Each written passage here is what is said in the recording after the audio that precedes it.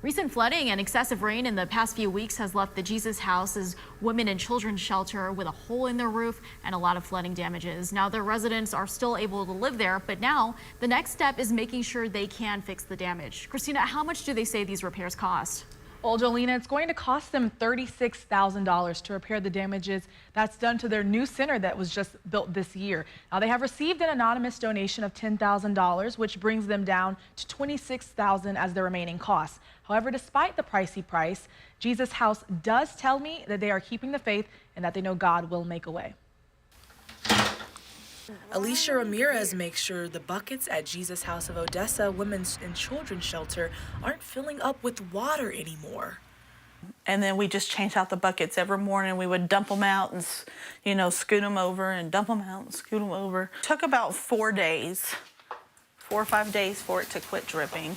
The water coming from the giant hole in their roof left behind by rain damage. So the first major rainstorm that happened, it was leaking really bad. And then when the second storm hit, one of our residents called and said, "Hey, I just heard a big crash."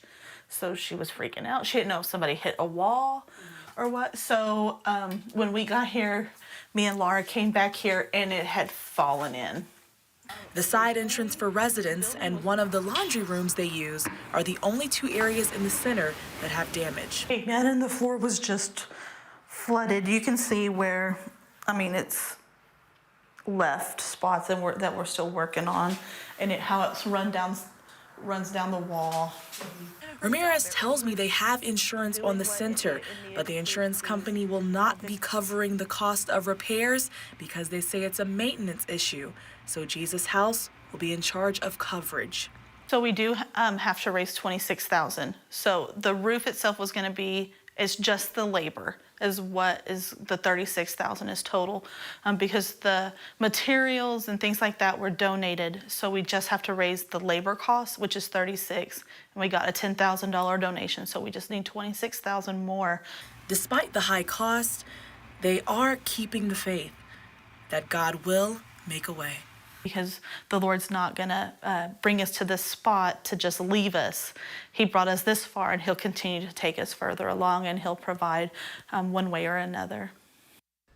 Now, Ramirez also tells me there are currently only 2 residents that do live in the center, and they are safe because there's no leaks in the bedrooms or the bathrooms. Now, if you would like to help Jesus House, you can go to their website at jesushouseodessa.com to donate.